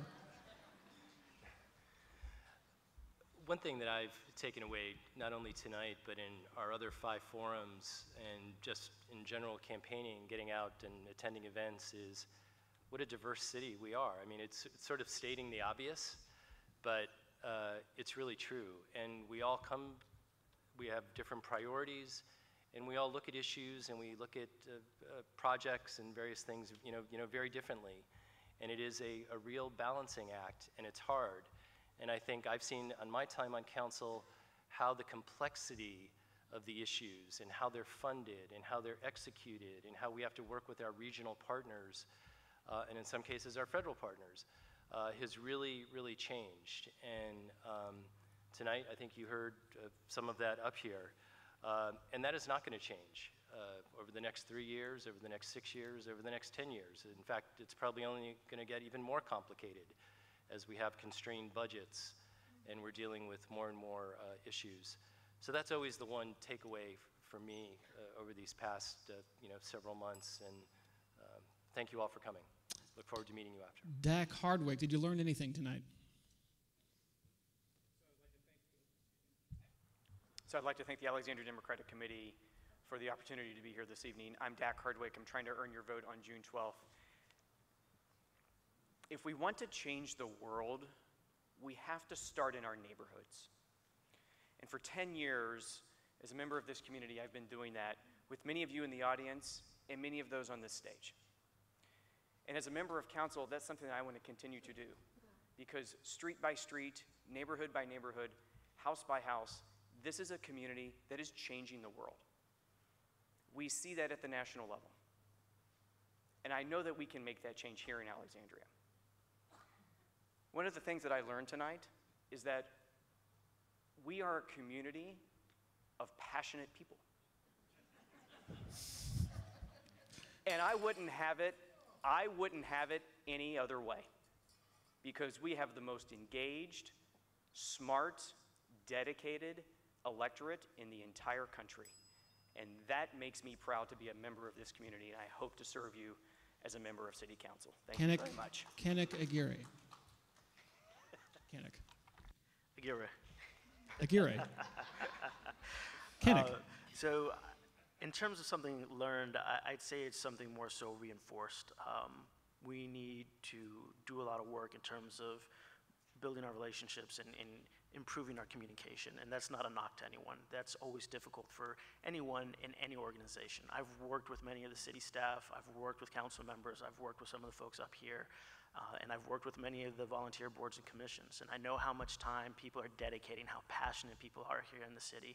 So I think it's a matter of making sure that we're properly communicating with everyone. I've seen many times that there are voices that are not heard here in the city, and I've built my career and my reputation here in Alexandria on engaging people, meeting them where they are. I've built coalitions, but more importantly, I've built lasting relationships. And seeing across the city some of the distrust, like I said just a little bit earlier, we need to work on rebuilding that trust within the community, with the city government, with ourselves, all together as a community. We need to make sure that city government is accessible, that it's transparent, and that leads to accountability. Did you learn anything this evening? Is what? Did you learn anything this evening? That's what I said at the beginning. Okay, got it. Matt Hope Feely. to earn your vote on June 12th.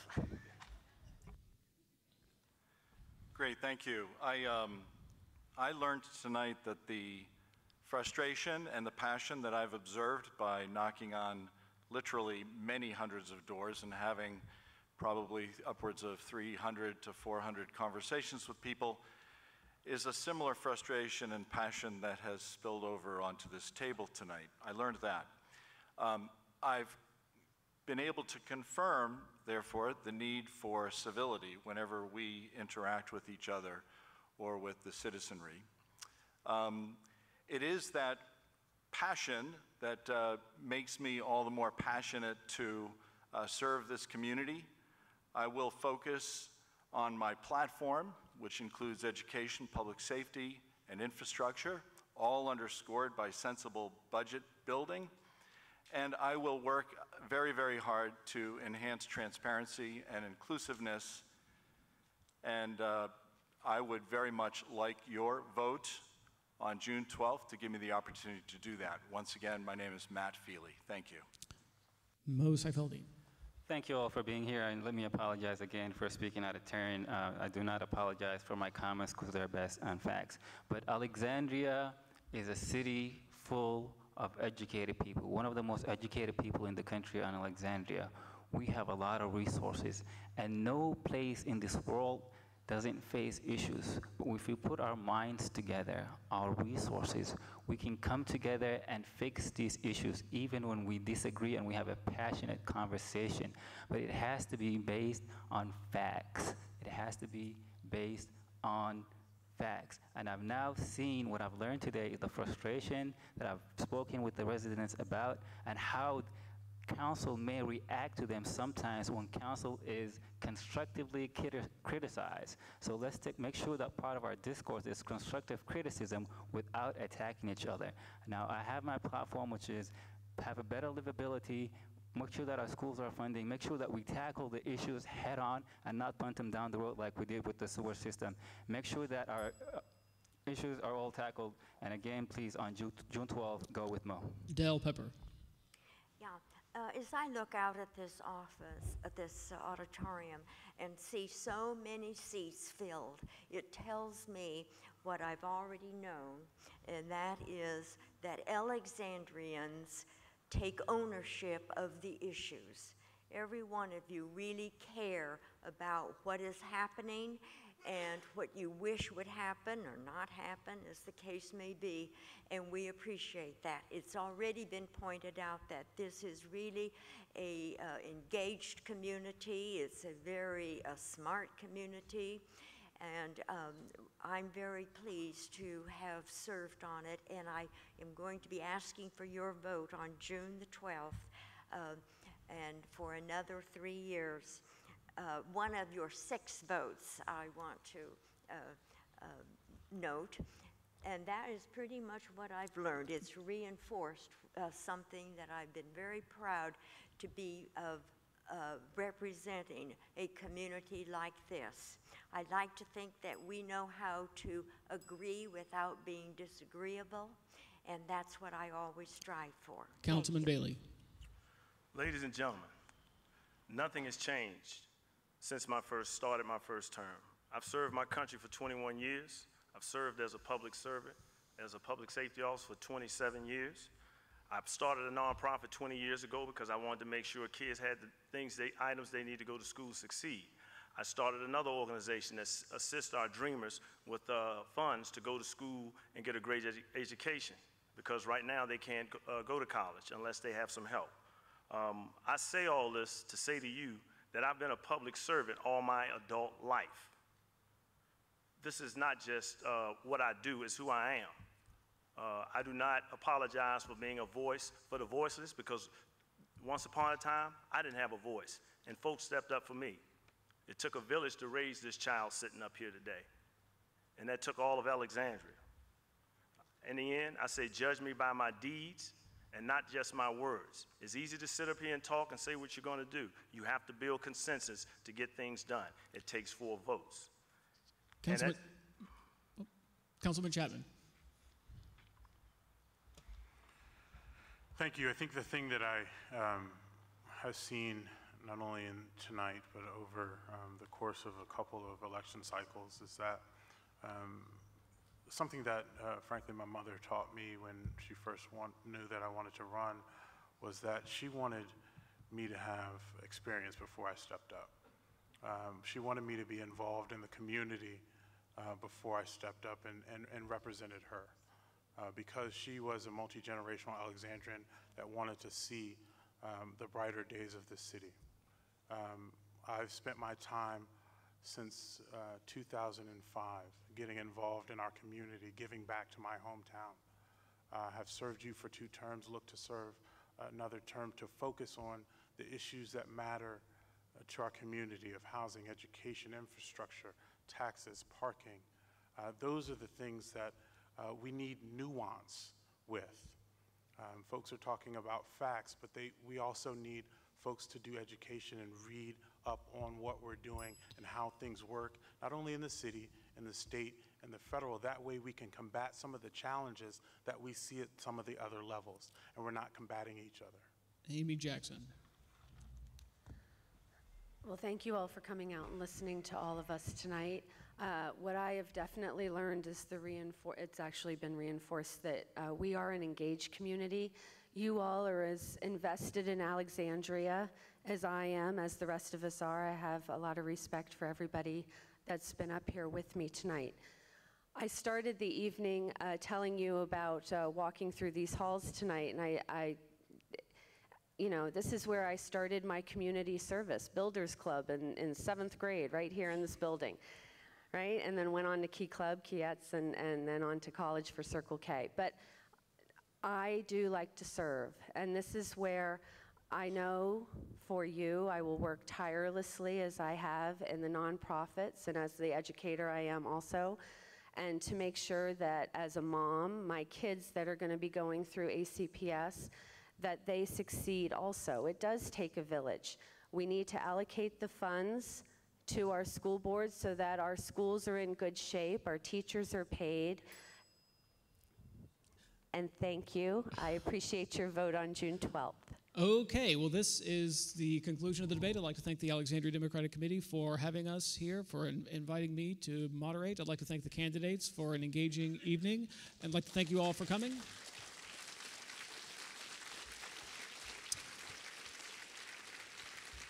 Reminder that the election is next week. Go out and vote, and have a wonderful evening.